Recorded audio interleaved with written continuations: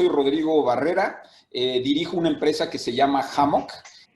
Bueno, yo soy Carlos Alatorre, fundé Knock Knock y Credimejora. En la parte de Knock Knock, pues muchísimos de ustedes la conocen. Ahí hacemos toda la parte de sistemas y CRM para el sector inmobiliario. Y en la parte de Credimejora tenemos un precalificador hipotecario en línea que lo que hace es permitir a las personas conocer su mejor opción de crédito y después canalizarlo a uno de los mejores agentes hipotecarios de la zona.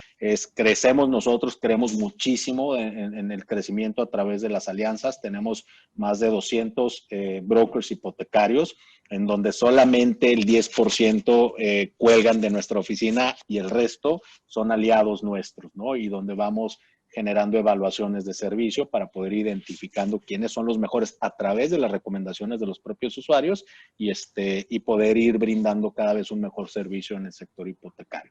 Tenemos un tema de una iniciativa que se llama crowdselling, que la vamos madurando, en donde estamos invitando a desarrolladores inmobiliarios a integrar su inventario y sus proyectos dentro de nuestra plataforma para traerle oferta a nuestros usuarios. Y en ese sentido lo que hacemos es seleccionar a los mejores desarrolladores de México y poner este inventario a disposición de nuestra comunidad. En Hammock nos dedicamos a garantizar rentas y hacer que el tema de la administración para cierto tipo de propietarios no sea un problema. Es decir, ahorita que Carlos mencionaba, oye, quiero yo hacer crowdselling a través de esta fuerza de asesores inmobiliarios que existe ligada a Knock Knock. Resulta que muchos compradores que les interesa ese inventario que está disponible a través de esto que se llama crowdselling, son compradores que dicen, me gustaría comprar algo, pero para ponerlo en renta, pero me da miedo el tema de cómo atraer un inquilino confiable, ¿no? Y ahí es donde en Hammock entramos para cerrar esa pinza y garantizar que ese comprador reciba renta segura en cualquier momento. Ya sea que el departamento esté desocupado, nosotros podemos garantizar renta ante desocupación, o que el departamento tenga un incumplimiento del lado del inquilino. En el inter que el inquilino nos paga la renta, nosotros le pagamos al propietario de manera garantizada. Yo llevo pues poquito más de 4 o 5 años metido en este tema de vivienda en rentas, y por ahí en los corredores y pasillos del sector inmobiliario me apodan el alquimista por ese artículo que pueden ver ahí que me publicó Forbes, y sin agua va, le puso el alquimista de las rentas. Qué interesante lo que dices, Rodrigo. Fíjate que en alguna ocasión, por eso a mí siempre me gusta como aterrizar muchos temas de lo que acabas de decir. Mi papá en su momento, pues con sus ahorros, estaba comprando algunos departamentos. Yo soy originario de Torreón y le digo, oye, papá, no te cierres a Torreón. O sea, ¿por qué no ves algunas otras ciudades donde vayas viendo que hay un crecimiento y un desarrollo económico y que eventualmente puedas comprar un departamento allá y lo puedas poner en renta? Me dice, pero es que me da miedo. ¿Cómo voy a comprar algo donde yo no lo puedo controlar? Entonces, sin duda, esta solución que dices, Rodrigo, porque al final del camino, cuando tú haces un patrimonio de comprar un inmueble para ponerlo a rentar, pues ves el flujo en dos sentidos. Uno es la plusvalía del inmueble que va tomando, que sin duda esa está relacionada al crecimiento, el desarrollo económico de la zona y de la ciudad o del estado en el que te encuentres. Y por el otro lado, el flujo que recibes, ¿no? La suma de estos es la que te va a dar tu rentabilidad. Yo cuando compré un departamento en la colonia Cuauhtémoc hace muchos años, fue una plusvalía espectacular. Entonces, esa parte creo que viene a poner una apertura de dónde puedo hacerme de mis activos patrimoniales para ponerlos a rentar cuando tienes una empresa donde le confías que o sea, que te protege e él se encarga de ponerlo en renta y todo esto, ¿no? Y ya lo estamos haciendo en la práctica. Hemos logrado que gente de la Ciudad de México compre en Puebla, compre en Guadalajara, gente de Monterrey compre en la Ciudad de México, y aproveche estas oportunidades de las que vamos a enseñar un preview al final de la presentación, porque de eso no va el día de hoy, aunque es un tema... Sí. Es un tema apasionante. Lo que nosotros estamos diciendo es que ahora para ese comprador inversionista se tiene que vender el flujo más que el ladrillo, ¿no? O sea, sí está bien que me enseñes cómo está el DEPA, pero háblame de cuánta renta produce, ¿no?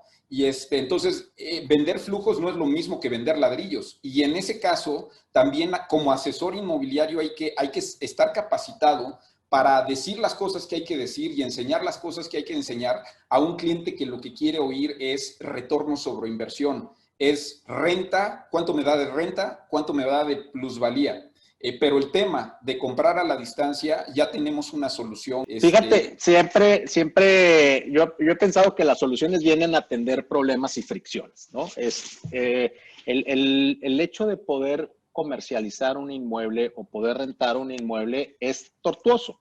O sea, sigue siendo un proceso que es poco tocado por la tecnología. La otra vez también me preguntaba alguien, oye, ¿ves todavía oportunidades en la parte tecnológica de la originación de contactos, administración y hacer mucho más eficiente? Le dije, es un campo, es un océano azul. O sea, literalmente el proceso de comercialización o de renta de inmuebles es poco tocado todavía por la tecnología. Aún teniendo empresas tan grandes como está Zillow en Estados Unidos, donde han hecho avances significativos, sigue habiendo un océano de oportunidades en ese sentido, ¿no? Y siempre hago el caso personal en donde digo, oye, yo me la he pasado rentando departamentos, ¿no? Y a mí me gusta rentar departamentos.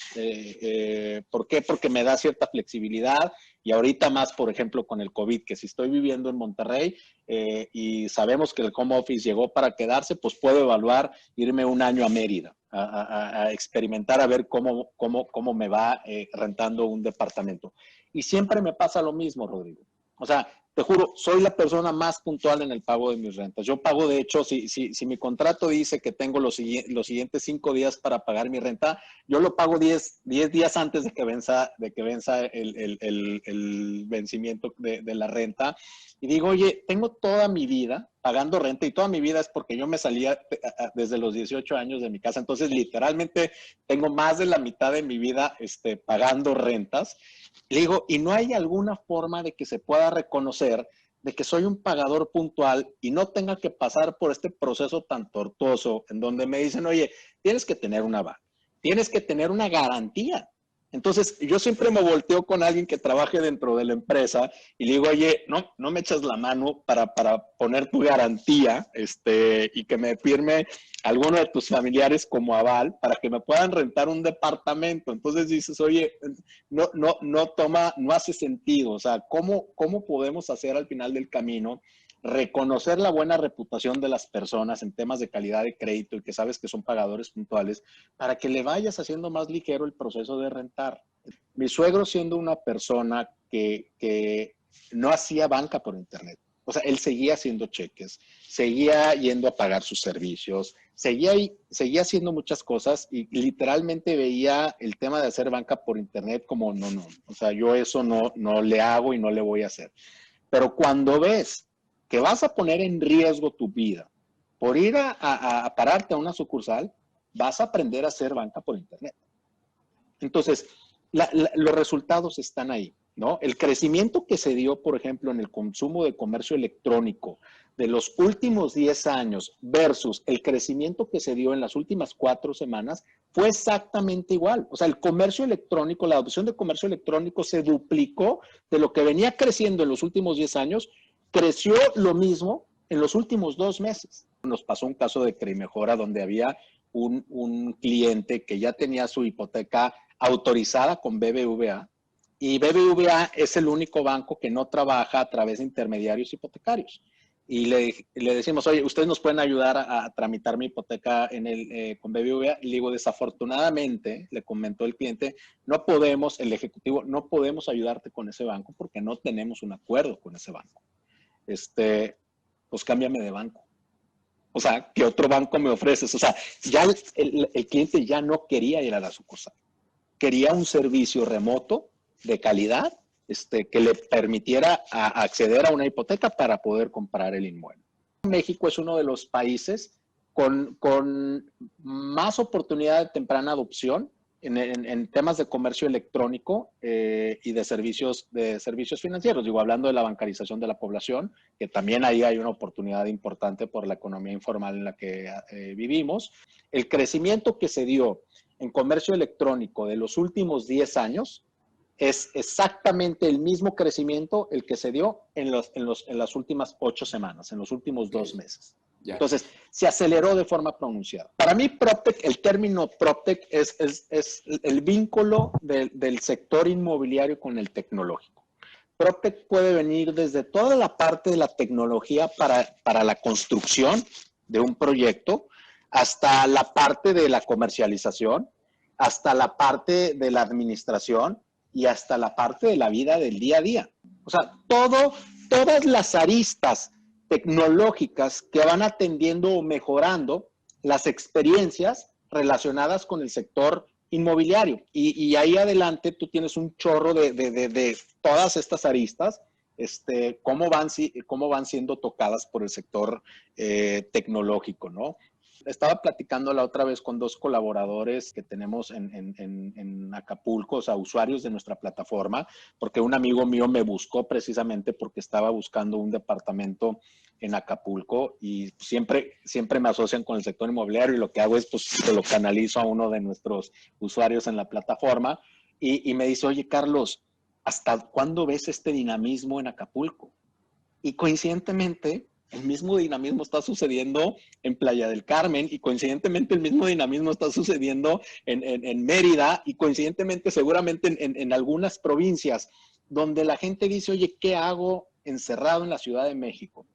Pagando la renta que estoy pagando en un departamento de 150 metros, cuando me puedo ir a Cuernavaca a rentar una casa y ya no necesito estar yendo y viniendo a la oficina todos los días, sino más bien mi demanda de ir a la oficina se va a convertir en 1 vez a la semana o 2 veces a la semana. Mejor doy una mejor calidad de vida a mi familia.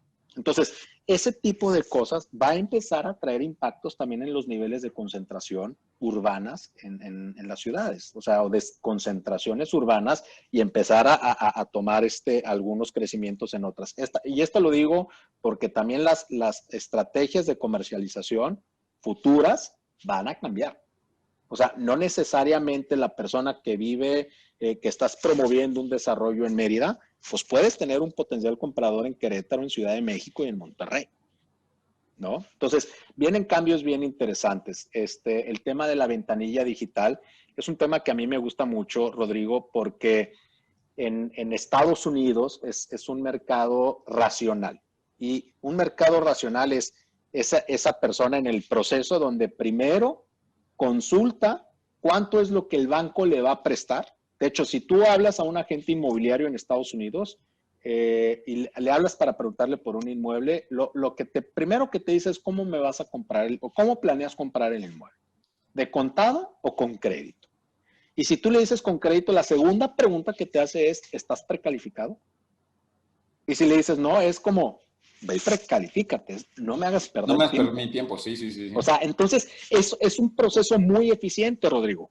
Sin embargo, en México y en muchos países en Latinoamérica, los procesos son emocionales. La persona va, contacta, le gusta un inmueble, contacta a ese agente inmobiliario, este agente inmobiliario le empieza a presentar ese inmueble y otros 10, en lo que va a ir descubriendo cuáles son las verdaderas necesidades de la persona y va teniendo mayor información del listado de oferta, tanto de él como de sus colegas, para mostrarle esos inmuebles. Y resulta que al final del camino no le van a prestar el dinero a la persona o se lo van a prestar más tarde porque traía un fallo en buró de crédito o le van a hacer X o Y. Y se cae la operación. O sea, le hiciste perder el tiempo al agente inmobiliario que está representando al potencial comprador, a los agentes inmobiliarios que le fueron a abrir los inmuebles que tienen a su cargo para que los conocieran. Entonces, es un proceso ineficiente.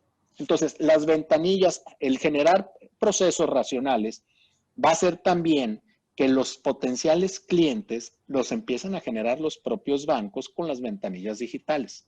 Entonces, esto es importante porque también las estrategias de cómo generar contactos pueden empezar a cambiar. Y los mecanismos tecnológicos que los bancos van a querer es cómo identifico quiénes son los mejores agentes inmobiliarios. Es cómo garantizo que a mi cliente que ya tiene una hipoteca autorizada por mí, le brinden la mejor experiencia acompañándolo a buscar su inmueble. Entonces, va a venir un sistema de evaluación de servicios inmobiliarios. Muy pronto, porque el mercado se está haciendo cada vez más racional. Entonces, ahora lo que voy a hacer es, oye, ya tengo mi hipoteca autorizada por el banco y el propio banco me dice, aquí está este listado de 5 personas que te pueden encontrar una casa en Condesa o en Las Lomas o en la zona, lo que tú me digas, donde son estas 5 personas que dominan este sector y estas son sus evaluaciones. La gente confía en la gente, las personas confían en las personas. Cada vez se dejan de confiar más de las marcas y de las instituciones. Por eso ha dado el crecimiento de todos estos nuevos bancos, Nubank, crecimientos espectaculares, donde la gente a través de las recomendaciones públicas le da poder al crecimiento a las empresas. Entonces, ciertamente coincidimos en que el futuro de las PropTech lo tenemos aquí ya el día de hoy. Estamos viendo que estas empresas que llamamos PropTech, ¿no? Ya son en Estados Unidos más de 600.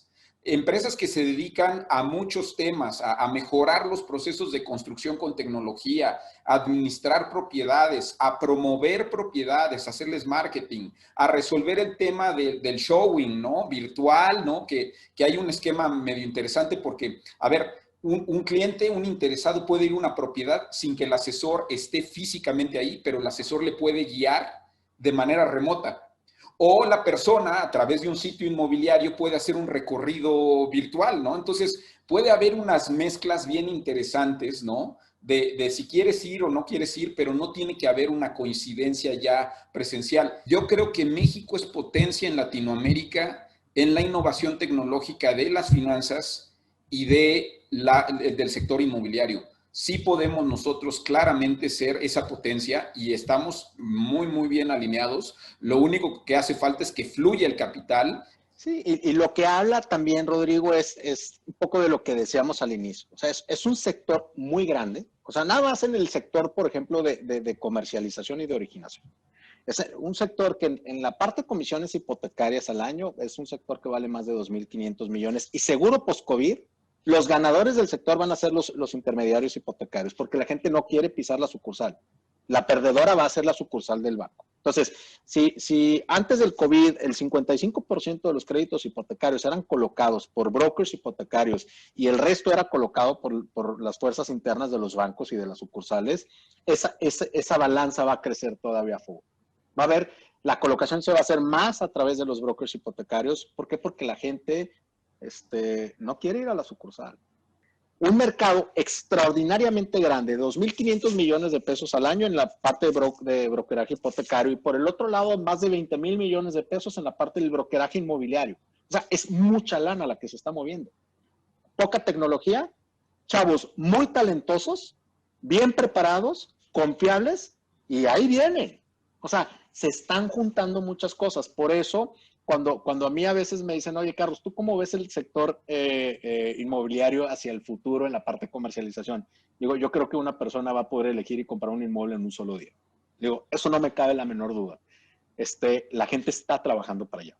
El tema es como el que tú comentas, de decir, ¿a quién le dedico tiempo que valga la pena? Quisiera yo saber si el lead que está llegando es sujeto de venta o sujeto de renta en este caso, ¿no?